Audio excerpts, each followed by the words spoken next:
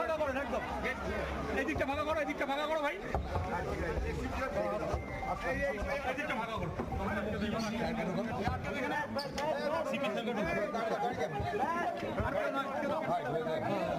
ঘটনা ঘটে, আমি সেদিন ঝাড়গ্রামে ছিলাম, কিন্তু আমার কাছে যখনই কলকাতা পুলিশ কমিশনার খবরটা দেয়, আমি সঙ্গে সঙ্গে তাকে বলি যে এটা খুব নক্কারজনক ঘটনা এবং খুবই বেদনাদায়ক ঘটনা। যেই জড়িত থাক তাকে ইমিডিয়েট শাস্তি দিতে হবে এবং আমরা চাই এই কেসটা ফাস্ট ট্র্যাক কোর্টে হোক। ফাস্ট ট্র্যাক কোর্টে হলে জুডিশিয়াল প্রসেসটা তাড়াতাড়ি হবে এবং তাতে আমরা ফাঁসির দাবি জানাবো। কারণ কিছু মনে রাখবেন, কিছু লোক এখনো সামাজিক অবক্ষয়ের মধ্যে আছেন, সামাজিক মূল্যবোধটাকে ভুলে গেছেন।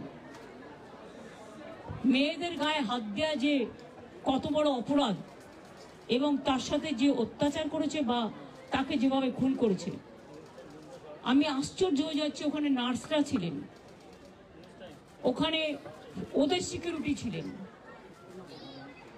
সবাই ছিল, কিন্তু কি করে এই ঘটনা ঘটলো এটা এখনো আমি ঠিক বুঝতে পারছি না। পুলিশকে আমি বলেছি, বাবা মাও যেটা আমাকে বলেছেন যে ওদের ভেতরেই কেউ আছে, যদি ভেতরে কেউ থাকে, কারো প্রতি সন্দেহ হয়, যারা ছিল, যারা ওর বন্ধু বান্ধব, তাদেরকে সবাইকে ডেকে কথা বলবে এবং যিনি ফোন করেছিলেন প্রথম বাড়িতে তাকেও ডেকে কথা বলবে। আজকে প্রিন্সিপাল নিজে রেজিগনেশন করে দিয়েছিলেন, বলছিলেন যে আমার বাড়িতেও তো বাচ্চারা আছে, যেভাবে আমাকে গালিগালাজ করা হচ্ছে, তা আমরা তাকে বুঝিয়ে বলেছি ঠিক আছে আপনাকে ওখানে কাজ করতে হবে না, আমরা ওনাকে সরিয়েছি অন্য জায়গায়। আমরা ওখানে MSVP-কেও সরিয়ে দিয়েছি ডিউ টু নেগলিজেন্স। আমরা হাসপাতাল থেকে হেড অফ দ্য ডিপার্টমেন্ট, যে চেস ডিপার্টমেন্ট, তাকেও সরিয়ে দিয়েছি এবং পুলিশ পোস্টে যে ACP ছিলেন তাকেও সরিয়ে দিয়েছি। সবাইকেই সরানো হয়েছে এবং ডগ স্কোয়াড থেকে শুরু করে, ভিডিও থেকে শুরু করে, ফরেন্সিক ডিপার্টমেন্ট থেকে শুরু করে সবাইকেই ইনভলভ করা হয়েছে যাতে খুনি গ্রেপ্তার হয় এবং দোষীরা শাস্তি পায়। এবং আমি চাই পুলিশ যত তাড়াতাড়ি সম্ভব দোষীদের গ্রেপ্তার করবে। আর রবিবার পর্যন্ত যদি তারা কুল কিনারা করতে না পারেন, কারণ ভেতরেও তো অনেকে আছে, তাহলে এই কেসটা আমরা আমাদের হাতে রাখবো না, আমরা CBI-কে দিয়ে দেবো। তার কারণ হচ্ছে আমার এতে কোনো পাওয়ার লেনা দেনা কিছু নেই, আমি প্রথম দিন থেকেই বলছি। কিন্তু ওদের সাকসেস রেট খুব কম। তাপসী মালিককে যখন খুন করে হত্যা করা হয়, ধর্ষণ করে, আজ পর্যন্ত বিচার হয়নি। সিঙ্গুরে এটা হয়েছিল, নন্দীগ্রামে যখন 14 জন গুলিতে মারা যায় বা 10 জন হারিয়ে যায়, আজও তারা ফিরে আসেনি। এই কেসগুলো সব CBI-এর হাতে ছিল, রিজার্ভের কেসও ছিল, একটা কেসেরও বিচার হয়নি। এমনকি রবীন্দ্রনাথ ঠাকুরের নোবেল প্রাইজ চুরি হয়েছিল, সেই কেসটাও ছিল, মানুষ কোনো বিচার পায়নি।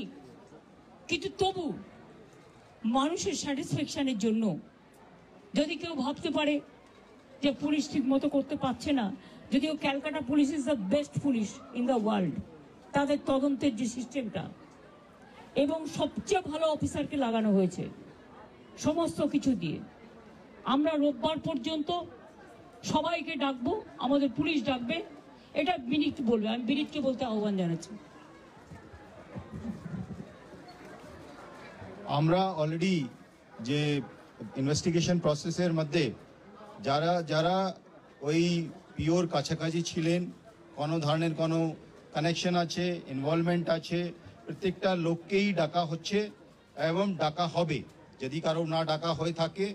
এবং আমরা অলরেডি একটা হেল্পলাইন নাম্বার শুরু করেছি, ওর মধ্যে ডাক্তাররাও আমাদেরকে বলতে পারেন, অ্যানোনিমাসলি বলতে পারেন, ফিজিক্যালি এসে বলতে পারেন কি যদি কারো উপরে সন্দেহ থাকে, কি কারণে সন্দেহ আছে। ফ্যামিলি মেম্বার সঙ্গেও আমরা টাচে আছি। কালকে অ্যাডিশনাল CP1 পার্সোনালি এখানে এসেছিলেন, উনি ওনার ভিউটা জেনে গেছেন। আমিও আজকে এসেছি, ম্যাডাম এখানে এসছেন, আমরা ওনার ভিউটা জেনে গেছি এবং ওদের সঙ্গে আমরা কন্টিনিউয়াসলি যোগাযোগে থাকবো এবং প্রোগ্রেস অফ ইনভেস্টিগেশন নিশ্চয়ই ওদের সঙ্গে শেয়ার করব। এবং আমরা নিশ্চিত কি আগামী 4-5 দিনের মধ্যে যদি আরও কেউ থাকে, আমরা নিশ্চয়ই ওদের সবাইকে আমরা নিশ্চয়ই অ্যারেস্ট করতে পারবো আর যদি তার সত্ত্বেও যদি ফ্যামিলি স্যাটিসফ্যাকশন না থাকে ম্যাডাম যা বলেছেন সেটা হবে